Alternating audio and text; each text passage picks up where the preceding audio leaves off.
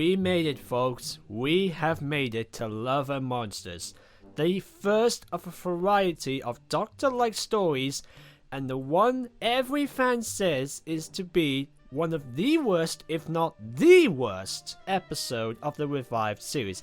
The absolute despised addition to the Doctor Who show. Fans hated its reputation for its hokey acting, the awkward style of editing, the obnoxious dialogue, the gross-out humour, and Peter Kay playing an alien designed by a competition child winner. You couldn't contain the amount of hatred this episode gets. I kind of have a soft spot for it. Okay. I'm actually one of the few people who actually like this episode. Now let me make one thing perfectly clear. I know it's bad. It's not perfect. I wouldn't even consider putting it on a top 10 list. I'm just saying there may be a few stuff hidden in this episode that people might have overlooked or missed out upon. But despite what critics and fans and viewers say about it, I still kind of see there are elements in the story that could work, and do work. The story focuses on an innocent bystander and possibly ahead of its time Doctor Who blogger Elton, played by Mark Warren. He tells us through a lazily edited video diary of his occasional run-ins with the Doctor. He comes into contact with a small group of the early 2000s Doctor Who fan club, Linda. They meet up, discuss their theories and thoughts about the Time Lord and his appearances across time and space, play guitar, sing along, and get to know one another. But all that changes when Victor Kennedy arrives, played by Peter Kay. He sends the team on a manhunt for the Doctor and Rose Tyler, during which Elton manipulates Jackie Tyler into helping around the house in order to get close to the duo. But of course, liar revealed, the plan goes wrong, Elton and his team try to leave, but it turns out they are controlled by a butt-ugly green slime troll called the Absorbaloff. Now I'm going to structure this review by giving out at least 5 points on what actually might be considered to be good, or at least okay in this episode. Try not to get into full detail why this doesn't work from what everyone else has said, so I'll try and keep it short. Number 1 is the tone. You can probably tell from the first 5 minutes what type of story you're going to get into. It's a homemade style story told in the eye of Elton. Mix it with a Mr. Blue Sky pop song, cutaway gags and cheeky lines of dialogue, and you've got your tone. I mean, the story starts with a Scooby-Doo style chase sequence. If you like that sort of thing, then you're going to find this story okay to sit through. And for a kid, that was okay to sit through. Number 2, the style of storytelling. This was the first Doctor-led experimental story in the revived series, and now after seeing future experimental stories like Sleep No More take the idea a little further, and Blink in the next series actually succeeding in the Doctor-like stories, this style could have worked for this story. Maybe if this was done in a proper video diary style or perhaps an interview, it could probably work. It probably didn't mean much back in 2006, but after seeing a lot of fan theory videos or fan reactions to the current show's rate, it's almost kind of ahead of its time. Who knows, maybe this entire story is actually told through Elton's mind. Maybe the story was actually pretty serious in reality, but Elton is an isolated yet mad person who could come up with some silly visuals like this. Number 3, Linda, or in this case, this episode's depiction of fandom. I think it's really clear that its intention was supposed to be a love letter to the Doctor Who fanbase.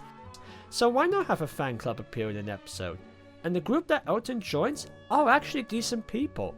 We see how these weird people come together out of the same interests, but in time they get to know each other, they try out new things, they start forming relationships, they sing songs together. But then you also get the bad side of being part of a fandom. I guess you could say the Absorbaloff is like the biggest Doctor Who fan in the universe. Do you know those fans who create like a shrine for their idols, so much that the next one they would want to get is a lock of their hair? That's the Absorbaloff. In fact, Elton's speech to Victor Kennedy sums up the history of being part of any fandom. How it starts off to be fun, then it gets manipulated and not so fun for some people in the end. This episode was way ahead of its time. Number 4, the Jackie Tyler subplot.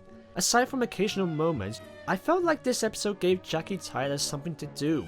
Is it just me, or was this the episode where for the first time we actually started to really care about Jackie as a person rather than the companion's mother? Well, in this one, you really do. A middle-aged mum left behind whilst her daughter is out with a complete stranger. So I give this episode credit, it gave us that point of view subplot we needed to see. And Camille Coduri gives a great performance. I genuinely felt bad for her when she confronted Elton.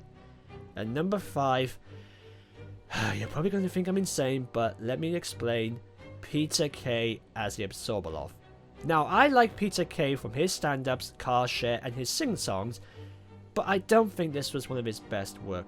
But I'll give credit that he does pull off the sinister, sneaky bad guy pretty well, even down to the chilling music that plays in the background. But yeah, once he puts the monster suit on, he just looks ridiculous. The dialogue is crap, the film and editing is embarrassing, but honestly the one thing I actually liked about the Absorbaloff is the original design. This was the first time the BBC got Blue Peter open competitions for child fans to design something for the show, and the design from the child's drawing is actually not a bad one. It's actually kind of cool. Now, considering the budget they had, the outcome of making the kids' drawing into reality is not a bad one. Sure, there are a few changes here and there, but still, it's really impressive they managed to make it look as it is. And hey, you gotta give it credit, it gave us Channel Pup. So yeah, it's those 5 points I would still consider watching this episode for. If not for its story or characters or monsters, then at least see where the BBC's first experiment went wrong, and why it didn't work the same way other stories did. But yeah, as everyone else pointed out, there's a lot of stuff wrong with this episode, and honestly, this horse has been being far too much. I really don't want to go into them. You'll find out for yourself why. I don't think it's definitely one of the show's best works, but I guess after having 2 crazy, insane, dark stories with the Impossible Planet and the Satan Pit, I guess a little childish, light slapstick humor doesn't hurt anyone. But in all honesty, looking back, and I guess some people nowadays might agree, it's not as bad as everyone else was making it out to be. Yes, it has its corny or awkward executions here and there, but I feel like that's what the episode was going for. It fits the tone of the story, and the actors still give their best to each role. The style of the storytelling through a video blog is a nice touch at the time. You could even say it began the trend of vlogging. And say what you will about the Absorbaloff, Peter Kay still gave his energy to both the human and the alien side of the character. And come on, give this episode credit. Without it, we wouldn't have any Doctor-like stories like Blink, Turn Left, or Can You Hear Me? So to those of you who are unsure or dislike this episode, give it another chance. You might find some stuff that actually surprisingly do hold up well today. It may not be perfect, but it might be a little better than you think. But I guess it depends on the eye of the beholder. But if you really want to see some really bad Doctor Who, well then you might want to go to the next one.